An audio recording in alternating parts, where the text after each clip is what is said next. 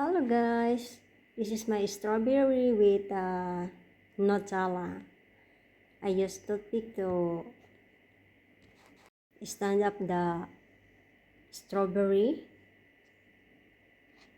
and I using an orange.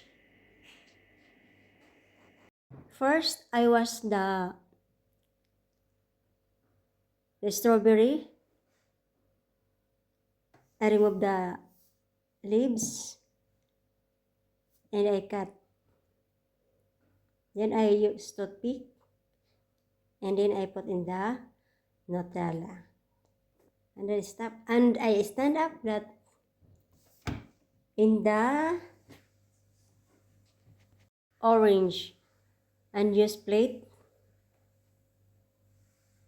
to good look it.